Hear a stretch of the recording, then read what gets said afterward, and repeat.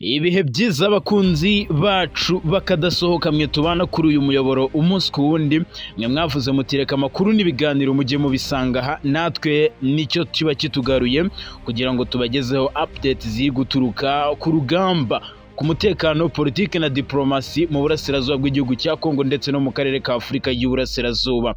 Magingo anga ku kibuga cy'imirwano ndaza kuba ariho mpera mbabwire update ziri ku rugamba. M23 tayari yamaze gufata umuhanda werekeza Uvira, ni nyuma yuko bavanye ingabo zabo n'ibikoresho byabo muri Sange, bakibwira ko FARDC ishobora kugabanya igitutu yari iri kubashyiraho, ariko byaje kwiyongera muri iyi minsi ya vuba aha, dore ko ibitero byakomeje ndetse no kuri uyu munsi byongeye gukomeza bakoresheje indege zo mu bwoko bwa KT-6.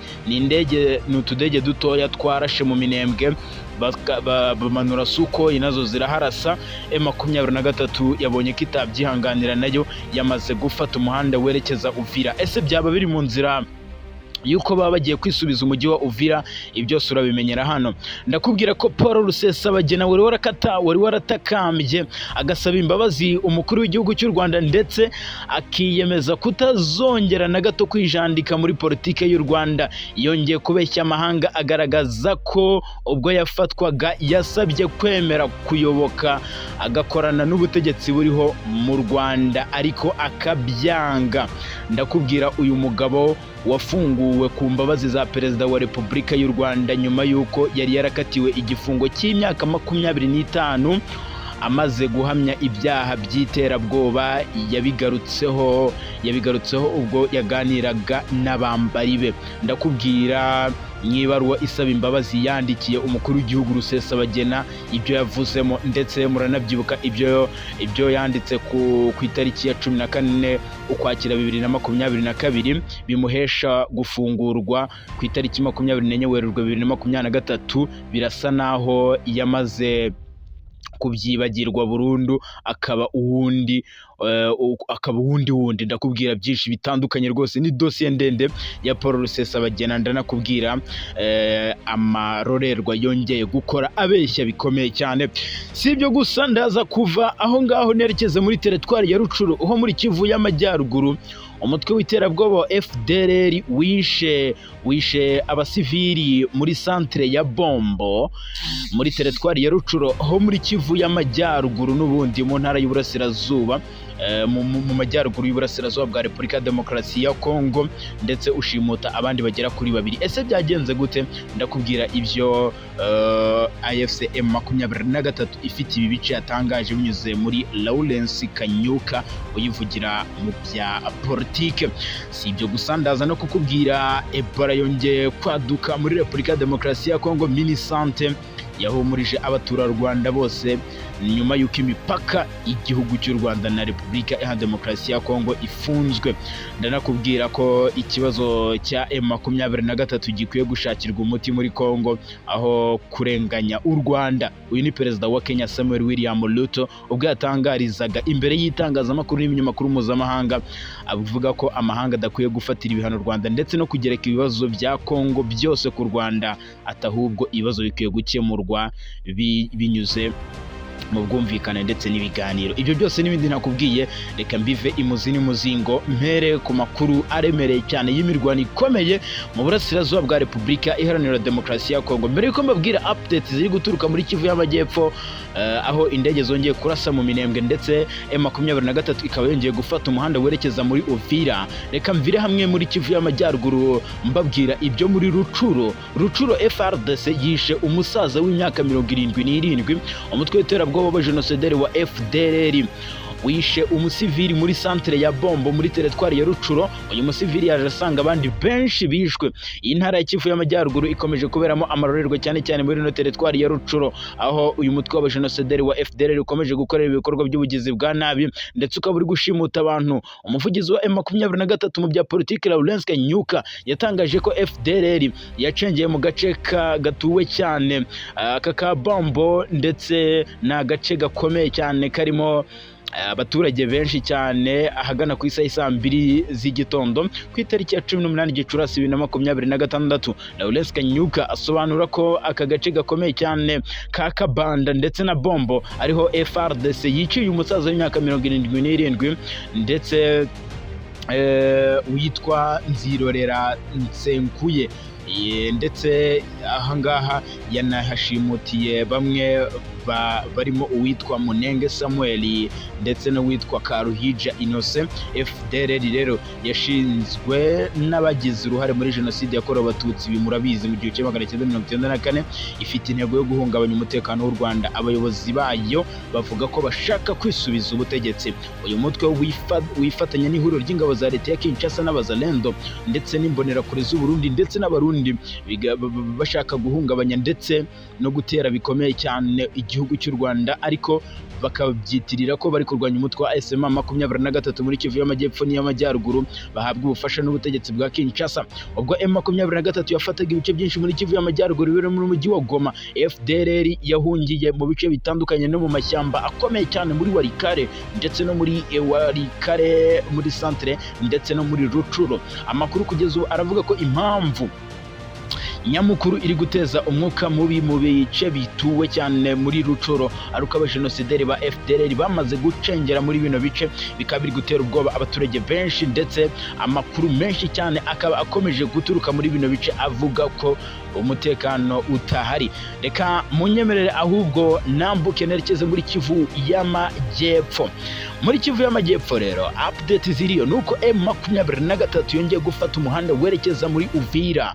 Ni nyuma y'ibitero bikomeye cyane by'ihuriro ry'ingabo za leta ya Kinshasa bari gukaba ku mutwe wa M23 bakoresheje indege z'ubwiyahuzi zo mu bwoko bwa kamikazi, indege zo mu bwoko bwa Ket-6, bigatera ubwoba abaturage benshi muri Kivu y'Amajyepfo. Kugeza ubu ngubu rero amakuru atugeraho ndetse na update ziriho nuko kugeza ubu ngubu M23 ikiraje inshinga ngo nuko ubutegetsi bwa leta ya Kinshasa bwarekera ibi bitero. Nyamara M23 ikaba yaravuye sange kugira ngo igaragarize amahanga ko yubahirije ibyavugiwe mu masezerano hariya mu Busuwisi, byanasize nyine M23 n'ubutegetsi bwa Kinshasa bemeranyije gahunda zo guhanahana agahenge, ariko bikaba byarabagaterera nzamba. Ni inkuru tugitohoza kuko deployment zakozwe ku ruhande rwa M23 ndetse amakuru aranavuga ko rwose agace kasange baba bamaze kukagira amajanja.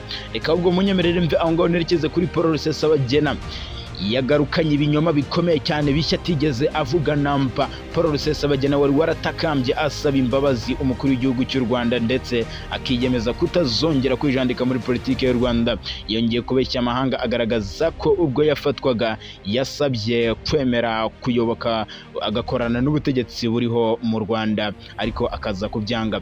Uyu mugabo wafunguwe ku mbabazi za Perezida wa Repubulika y'u Rwanda nyuma y'uko yari yarakatiwe igifungo cy'imyaka 25 amaze guhamya ibyaha by'iterabwoba. Yabigarutseho ubwo yaganiraga n'abambari be. Mu ibaruwa isaba imbabazi yandikiye umukuru w'igihugu Paul Rusesabagina yagize ati: ndabizeza binyuze muri iyi baruwa ko nta izindi nyungu ntegereje zaba bwite cyangwa za politike. Ibibazo bijyanye na politike y'u Rwanda nzabisiga inyuma yanjye. Ibyo yanditse ku itariki ya 14 Ukwakira 2022 bimuhesha gufungurwa muri 2023 ku itariki 24 Werurwe. Bisa naho yamaze kubyibagirwa burundu, akaba uwundi washize impumu akibagirwa icyamwirukansaga. Ku nshuro ya mbere Paul Rusesabagina yavuze ko amagambo akomeye atari yarigeze avuga. Ibi byatumye abantu benshi batangira gushidikanya kwireme n'ukuri kw'imvugo ze avuga. Mu byo yavuze harimo ko ubwo yafungurwaga mu Rwanda aho yari afungiye hari n'abandi bari bari mu byumba bitandukanye n'icyo yari arimo, mu gihe mu bindi biganiro yagiye atanga kuva yafungurwa na mbere mu rukiko yumvikanishaga ko yafunzwe wenyine. Uyu munsi yagarukanye imvugo nshya itandukanye n'ibyo yavuze kuva kera. Ikindi Rusesabagina yavuze gitandukanye n'ibyo yakunze kuvuga mu myaka ya hambere.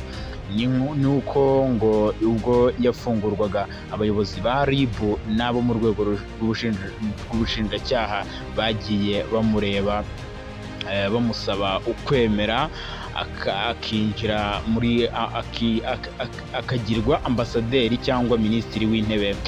aya magambo ya Rusesabagina yumvikanamo ibinyoma bisa no kuryoshya inkuru nshya ashaka nyine kwigarurira abo abwira, kuko yari mu rukiko, yaba mu itangazamakuru, yaba mu ibaruwa yanditse n'ibiganiro byakozwe n'umuryango we, nta na hamwe bigeze bavuga ibintu nk'ibyo. Ikiyongereyeho nyine kuri ibyo ni uko u Rwanda rwari nyine kuba rugamije gushaka guha Paul Rusesabagina umwanya mu nteko nshingamategeko. Umwe mu basesenguzi yagize ati ibi ni amakuru no kubeshya, ati si yo koko, ntabwo Paul Rusesabagina yari agiye kugirwa nyine umwe mu bayobozi bo mu nteko nshingamategeko. Ibi rero yabigarutseho Paul Rusesabagina abeshya ubwo yari ari kumwe n'abambari be. Reka munyemerere mve aho ngaho kandi nerekeze kuri Ebola yongeye gufata indi ntera hano mu karere ka Afurika y'Iburasirazuba, mu gihugu cya Uganda ndetse na Repubulika ya Demokarasi ya Kongo. Minisante y'Ubuzima, Minisiteri y'Ubuzima mu Rwanda, Minisante yatangaje ko iri gukurikiranira hafi by'iki cyorezo cya Ebola cyongeye kwaduka muri Repubulika ya Demokarasi ya Kongo. Ihumuriza abaturarwanda ko nta n'umuntu urwaye iyi ndwara uragaragara mu Rwanda. Minisante mu itangazo yasohoye ku cyumweru ku itariki ya 17 Gicurasi yavuze ko iri gukurikiranira hafi by'iki cyorezo, ndetse n'ishami ry'umuryango w'abibumbye ryita ku buzima OMS ryashyize mu rwego rw'icyorezo gihangayikishije isi, iki cyorezo nyine cya Ebola.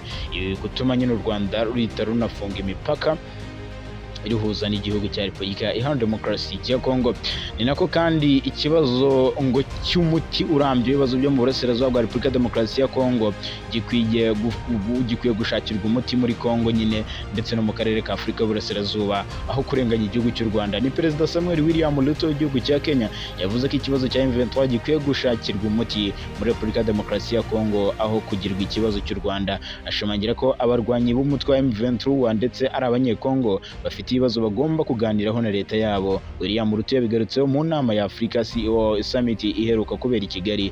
Ni amagambo yavuze mu gihe leta ya Kongo ikomeje gushinja u Rwanda gutera inkunga umutwe wa M23, ibintu u Rwanda rwakomeje guhakana. Yongeye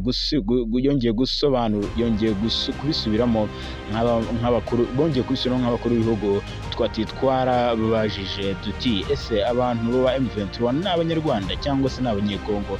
Ati Kongo ivuga ko ari abanyekongo. Ati niba rero ari abanyekongo, ni gute ikibazo kibi cy'u Rwanda? Ati ni gute ikibazo kiba icya Perezida wa Repubulika y'u Rwanda Paul Kagame? Paul Kagame nawe akunze kuvuga ko abarwanyi ba M23 ari abanyekongo, bagomba guhabwa uburenganzira bwabo nk'abanyekongo ndetse nk'abaturage ba Kongo, ndetse ko n'ibibazo byabo bikwiye gukemurwa binyuze mu biganiro na leta ya Kinshasa. Intambara hagati ya M23 n'ingabo za leta ya Kinshasa yongeye gukaza umurego mu ntangiriro za 2025, ubwo uyu mutwe wagabwagaho ibitero byihuse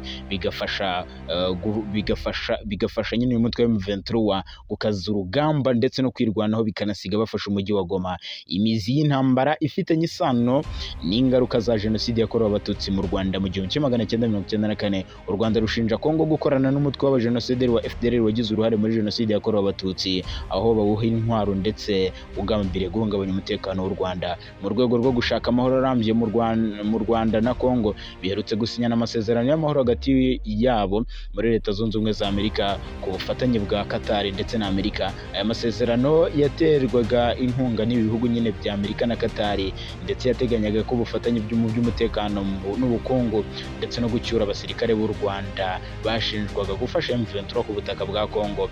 Nubwo habayeho agahenge, imirwano yarakomeje mu bice bitandukanye n'ubu iracyakomeje, aho Leta Zunze Ubumwe za Amerika zikomeje gufatira ibihano ingabo z'u Rwanda n'abayobozi bakuru bo mu ngabo z'u Rwanda, aho bashinjwa gufasha umutwe wa M23 mu bikorwa bya gisirikare. William Ruto yavuze ko igihe cyose abarwanyi ba M23 bemerwa nk'abanyekongo, ikibazo gikwiye nyine gukemurwa na leta yabo ndetse bakaganira n'uyu mutwe. Ati kubera ko byamaze kwemezwa ko M23 ari abanyekongo, ati ni ikibazo cya Kongo kandi gikeneye umuti w'abanyekongo. Akomeza avuga ko ibiganiro by'amahoro byabereye i Rwanda na Nairobi byose byagaragaje ko impande zose zigomba kuganira harimo na M23. Ati M23 baravuga bati kuki mudashyira hanze ibiganiro, ati turi abanyekongo dufite ibibazo kandi turashaka ibiganiro, turashaka kuganira na leta yacu. Perezida wa Kenya yashimangiye ko kwanga kuganiriza imitwe yitwaje intwaro bavuga ko ifite ibibazo bya politike bishobora gukomeza guhungabanya umutekano. Ati nta gihugu gitakaza iyo cyemeye kuganira n'abaturage bacyo aho bafite ibibazo bakabikemura. Nguko reka mbabwire ko ihungabana rikomeje kuba mu buyobozi bw'ingabo za leta ya Congo FARDC byakomeje guteza umwuka mubi hariya i Kinshasa ndetse bishobora no gushyira mu mazi abira Perezida Tshisekedi. Ni mu gihe Repubulika ya Demokarasi ya Congo ikomeje guhungabana n'ibibazo bikomeye cyane by'umutekano, ndetse ihuriro rya Alliance Fleuve Congo M23 rigaba rikomeje ibikorwa byabyo guhangana n'ubutegetsi bwa Kinshasa, rikaba rikomeje kwigarurira ibice byinshi mu burasirazuba bwa Repubulika ya Demokarasi ya Congo. Amakuru aturuka hari Kinshasa aravuga ko General Major Ephraim Kabiki Liza wari umukuru w'ingabo zirinda Perezida Tshisekedi Chilombo Garde Republique cyangwa GR mu kwezi k'Ukwakira 2022 nyuma yitabwa muri yombi ryabaye ku itariki ya 14 ku itariki ya 14 Gicurasi 2026 byongeye guteza uruntu. Nk'uko amakuru aturuka Kinshasa bivuga nuko uyu musirikare mukuru yafashwe n'urwego rwa Demiapa rumubaza ibibazo mbere yo kumwimurira muri kasho ikomeye cyane hariya i Kinshasa. Ibintu byakomeje guteza impaka ndende muri politiki n'umutekano wa diplomasi muri Repubulika ya Demokarasi ya Kongo, nubwo kugeza ubu nta rwego rwa leta cyangwa Kinshasa ruragira icyo rubitangaza ku mugaragaro. Aya makuru aravuga ko gukwirakwira kwayo byahise bituma havuka impungenge zikomeye cyane mu bwumvikane buke hagati y'inzego z'umutekano z'iki gihugu ndetse n'imikorere hagati y'ubuyobozi bwa Perezida Tshisekedi n'abasirikare bamwe bakomeye cyane abamurinda. Amakuru yakomeje gucicikana ku mbuga nkoranyambaga aravuga ko hari impungenge zikomeye cyane z'umugambi wo gushaka guhirika ku butegetsi Perezida Tshisekedi uteganyijwe uri guteganya kuyobora manda ya gatatu ayobora igihugu cya Kongo. Akaba ari nabyo byatumye uyu musirikare ufatwa nk'umwe mu basirikare bakomeye cyane, nubwo kugeza ubu nta gihamya gifatika kiragaragara nyine cyuko nyine uyu mugambi wabo hari, kuko icyakora bamwe mu basesenguzi bavuga ko imyitozo idasanzwe yari imaze iminsi ivugwa mu mutwe wa GR, mu mutwe urinda Perezida Tshisekedi ndetse no muri CDM cyangwa icyitwa Service de Documentation Military yari yaratangiye gukorerwa muri bamwe nyine mu basirikare nk'ikimenyetso cy'umwuka mubi mu nzego z'umutekano za Repubulika ya Demokarasi ya Kongo. Ibaye mu gihe ubutegetsi bwa Perezida Tshisekedi bumaze igihe bushinjwa kugirira icyizere gike bamwe mu basirikare bakuru ba FARDC, cyane abakomeje kugaragaza ibitekerezo bitandukanye n'umurongo wa politike w'ubutegetsi buriho. Mu myaka yashize hakunze kuvugwa ihunga nyine rikomeye cyane ndetse no kwimurwa cyangwa gukorwaho iperereza ku basirikare bakuru, aho bahungaga abandi bagakorwaho iperereza aho bakekwaho kutumvikana n'ubutegetsi buriho. Abasesenguzi mu bya politike baravuga ko ibi bikomeje kugaragaza ikibazo cyimbitse cy'ukutizerana hagati y'ubutegetsi ndetse n'abasivili ndetse n'igisirikare cya leta ya Kongo, no gukomeza guhungabanya imikorere y'inzego z'umutekano ndetse n'ibikorwa bya operasiyo za gisirikare igihugu kirimo cyane mu burasirazuba bwa Kongo. Hari kandi ababona ko uru ruhererekane rufatwa cyane n'iperereza rikomeye cyane riri gukorwa mu basirikare bakomeye mu ngabo za leta ya Kongo FARDC mu mutwe urinda Perezida Tshisekedi, cyane mu gihe iki gihugu kiri mu bibazo bikomeye cyane by'intambara, ubukene ndetse no kutumvikana mu bya politike ndetse n'amashyaka atavuga rumwe n'ubutegetsi. Kuva Tshisekedi yajya ku butegetsi havutse inshuro nyinshi amakuru ajyanye n'umutekano muke mbere y'uko mu nzego za FARDC z'umutekano ndetse n'iz'umutwe urinda Perezida Tshisekedi. Bamwe mu bakurikiranira hafi ibya Kongo baravuga ko ibi bishobora kuba ikimenyetso cy'uko hari ukwivuguruza gukomeye cyane muri leta ya Kinshasa n'ubuyobozi bw'igisirikare, aho bamwe mu bayobozi batangiye kutizerana hagati yabo, nubwo amakuru yose akwiye ubushishozi nyine no gusesengura, nk'uko nta tangazo rya leta rirajya hagaragara ku mugaragaro, ariko ibi biri gutuma hakomeza kuvuka umwuka mubi ndetse bikanateza isura mbi mu butegetsi bwa leta ya Kinshasa buyobowe na Perezida Tshisekedi Tshilombo. Kugeza ubu ngubu rero nubwo hataramenyekana ibyatumye nyine uyu General Major Kabi Kiliza atabwa muri yombi, gusa hari amakuru avuga ko n'ubundi ibintu bikomeje guhindura isura hariya i Kinshasa, bishobora no guteza umwuka mubi hariya mu murwa mukuru wa Repubulika Iharanira Demokarasi ya Kongo. Reka munyemerere mve i Kinshasa nerekeze mu burasirazuba bwa Repubulika ya Demokarasi ya Kongo. Ebola yamaze kugera mu mujyi wa Goma ku cyumweru ku itariki ya 17 Gicurasi 2026 nibwo mu mujyi wa Goma mu burasirazuba bwa Kongo hagaragaye umurwayi wa Ebola. Ni amakuru yatangajwe n'umuyobozi w'ikigo cya Kongo gishinzwe ubushakashatsi mu by'ubuvuzi yitwa Professeur Jean-Jacques Mayembe. Uyu Mayembe yavuze ko umurwayi wa mbere yagaragaye mu mujyi wa Goma yari umugore w'umugabo unawe uherutse kwicwa na Ebola mu gace ka Buni muri Ituri, mu ntara ya Ituri. Ati umurwayi wagaragaye i Goma, ibi byaturutse ku bipimo byafashwe na laboratoire ndetse n'umugore w'umugabo wishwe na virusi ya Ebola muri Buni wagiye mu mujyi wa Goma nyuma y'urupfu rw'umugore we. Amakuru atangaje yaturukaga mu mujyi wa Goma kuva ku saa 12 z'umugoroba aravuga ko u Rwanda rwahise ruhagarika ingendo zambukiranya imipaka, aho u Rwanda rwahise rufunga umupaka uruhuza na Repubulika ya Demokarasi ya Kongo. Ibi byatumye mu mujyi wa Gisenyi no mu karere ka Rubavu urujya n'uruza rusa nkaho ruhagaze. Ishami ry'umuryango w'abibumbye ryita ku buzima OMS ryatangaje ko iki cyorezo cya Ebola cyongereye ubukana ndetse cyongeye kugaragara muri Repubulika ya Demokarasi ya Kongo no muri Uganda. Bakomeza gushishikariza urwego rw'isi yose kugaragaza aho abarwayi baherereye ba Ebola. Ni mu butumwa umuyobozi mukuru wa OMS yitwa Tedros Adhanom yashyize hanze avuga ko ibi bihugu bikomeje kuzahazwa na Ebola, ndavuga Uganda, aho abarenga 300 aribo bamaze kwandura, naho 88 bakaba bamaze kwicwa n'iki cyorezo cya Ebola, mu gihe nanone Ebola ikomeje kusakara muri ibihugu byo mu karere ka Afurika y'Uburasirazuba. Nkiri kuvuga kuri Uganda, reka mbanze mabwire ko telefoni ya Anita Amonge yafashwe aho afungiwe. Inzego z'umutekano n'izishinzwe iperereza za Uganda zasatse bikomeye cyane urugo rwa Anita Amonge wahoze ari perezida w'inteko nshinga amategeko mu gace kari hafi y'ikigo cya Victoire kubera ibyaha bya ruswa no kunyereza umutungo ashinjwaho. Iri sakwa ryakozwe kubera ku cyumweru ku itariki ya 17 Gicurasi 2026 rikurikiye iryabaye kandi ku gatandatu mu rugo rwe n'ubundi aho aherereye ahitwa Inakasero. Biravugwa ko rero iperereza rikomeje gukorwa kuri iyi telefoni ye aho yafashwe nyine kugira ngo harebwe neza intandaro ndetse n'abo bafatanyije muri uyu mugambi. Reka kandi munyemere nerekeze ku kibuga cy'urugamba, nanone ibintu ntabwo byoroshye mu burasirazuba bwa Kongo.